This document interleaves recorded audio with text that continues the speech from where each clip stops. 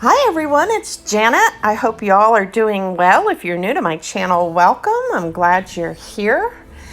So I had a lot of fun yesterday in my studio and it was quite the eventful day.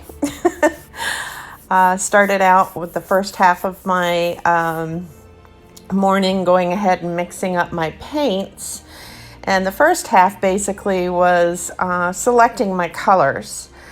And I think I've moved into the more of an experimental stage now with my pouring, where I'm starting to blend and create custom colors. And so the possibilities are endless, especially when you sit down in front of all of your paints and you're making that decision on, what color scheme, what colors do you want to put together. And it's really a lot of fun. And it's almost kind of the feeling of a mad scientist, blending these colors together. And I had in mind that I wanted to go ahead and attempt a tree ring pour, which I think I've done just a couple of other times, and not being very successful with it. So once I made my color selections, I went ahead and I created a pouring medium that isn't my typical, and I knew that with a tree ring pour you needed your paints to be a little bit thicker than the norm, and I wanted to figure out, well, how can I create that on a different aspect than what I've been doing. So I have some Behr's interior satin enamel deep base paint. It's the 7753. And it's untinted. And I thought, you know what? That's fairly thick, and it probably would give me just about the right consistency I needed. So the pouring medium for my colors, I went ahead and I created by putting together 2/3 of a cup of Behr satin enamel deep base, 2/3 cups of the Liquitex pouring medium effects, 1/3 cup of GAC 800, and about a half a cup of Floetrol. And I mixed all of that together and figured that would be my pouring medium. And then when I did my colors, I blended together the purples and the blues and the whites and the greens to create these custom colors. And then I went ahead and added my pouring medium. And some of the colors did require just a little bit of water, and some really didn't. And I think that was because of the different, densities of the paint. So the ultimate was, thickness-wise, was a mound on a mound. And I thought that would really be a good consistency to start with, and hopefully get some successful results. My base coat that I put down is the Artist Loft Flow White, and I basically used the Liquitex. I stand corrected.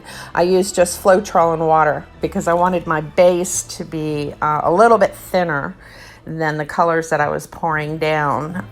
That way, kind of use it like a flow extender, so that when I did the tree ring pour, it wouldn't overly stretch it if I didn't have something underneath it, if that makes any sense.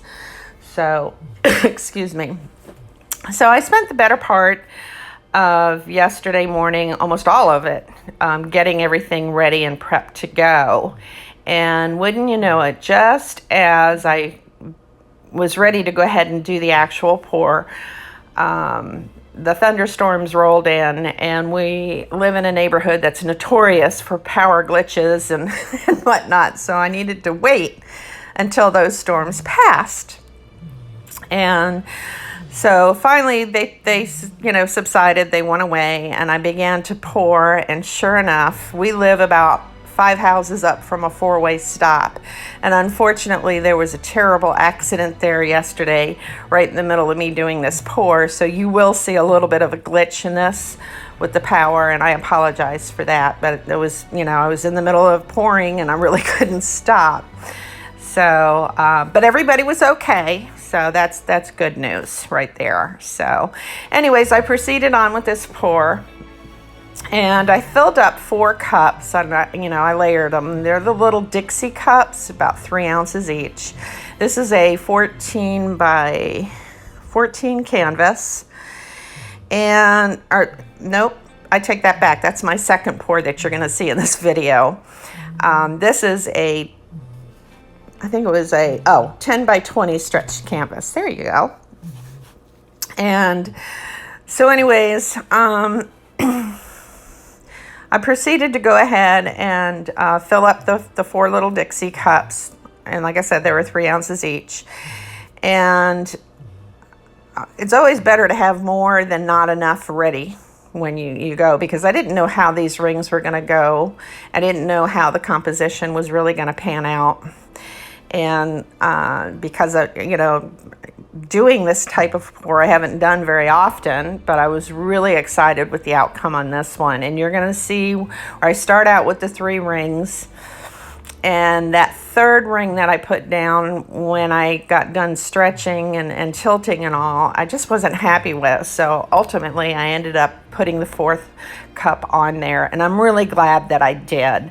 I'm real excited about how this particular piece turned out, and definitely will be doing it some more. I do need a little bit more practice, I think, in layering my cups, because as you see here, it just seems like I wasn't really getting rings, but they were there. And they begin to, as I begin to stretch and tilt, you'll start to see the definitive lines in the composition. And right there, I'm putting in little popsicle sticks, because for some reason, there's the glitch. For some reason, my canvas wasn't exactly level, and I'm going to have to go back and figure out why that is. I may have too much paint on my rods that I use to hold my canvas, so I might need to either get new rods or clean those off.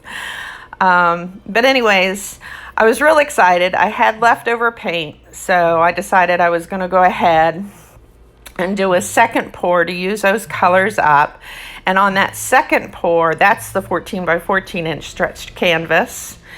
And instead of doing a tree ring, I more or less did what I thought was going to be a straight pour, but I kind of wiggled it, and I kind of went a little crazy with how I poured out that particular pour onto the canvas. So that's a lot of fun to watch too. So stay tuned for that, because that immediately follows this pour.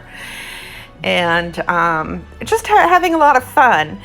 All of the paint, and I used a lot of paint here, but all of the paint that you see that falls into my tray gets reused. I'll scrape it up and put it into my slop bucket, but I also do pendants. And so I utilize that to create my pendants as well. And I just dip my little pendant pieces, I put them on a piece of tape onto my finger and dip right into the wet paint, and then flip it over, and then I allow for that to dry. And I have fun doing that as well. But anyways, so my paints, they don't go to waste. All of it gets reused. And so there you have it. So at the end of the video, I do take you in for a close-up on both pieces. So stick around for that. And like I said, if you're new to my channel, I'm glad you're here. Please consider subscribing. Hit the notification bell. And until next time, guys, please stay safe, take care, and blessings to you all. Bye-bye.